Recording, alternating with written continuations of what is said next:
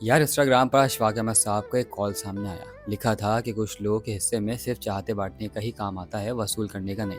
यार ये बात सुनने में तो बहुत अच्छी लग रही है, पर ये मेरे ऊपर से गुजर गई। इसका असल मतलब क्या है? चलो शुक्र है तुमने इंस्टाग्राम पर रील देखने के अलावा भी कोई काम की चीज़ पढ़ी। ये उर्दू अदब और ज़िंदगी का वो कड़वा सच है जो हर किसी को समझ नहीं आता। चलो अब तुम्हारा ये समझदार भाई तुम्हें इसका असल मतलब समझाता है।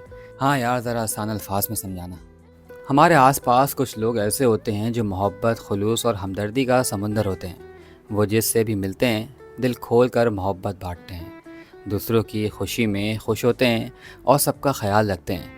लेकिन बदले में यानी रिटर्न में दुनिया इन्हें वो मोहब्बत, इज़्ज़त या खुलूस कभी वापस नहीं करती। वो हमेशा अकेले रह जाते हैं या लोग इनकी कदर नहीं करते।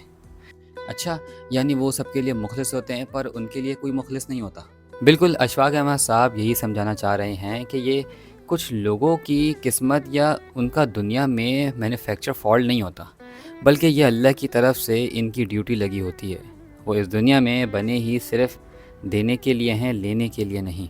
वो फूल की तरह होते हैं जिसका काम सिर्फ खुशबू देना है, चाहे बदले में इसे कोई पानी दे या ना दे। ऐसे लोग दुनिया से कुछ वसूल नहीं कर पाते, लेकिन इनका दिल बहुत बड़ा होता है।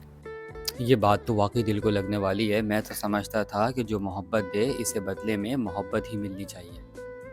दुनिया का असूल अलग है, पर ऐसे लोग अल्लाह के बहुत करीब होते हैं। तो भाइयों, आपके पास भी अगर ऐसा कोई दोस्त है जो सिर्फ मोहब्बत बांटना जानता है तो इसकी कदर करें। जल्दी से वीडियो को लाइक करें और चैनल को सब्सक्राइब करें, और कमेंट्स में बताएं कि क्या आपके हिस्से में चाहते बांटना आया है या वसूल करना।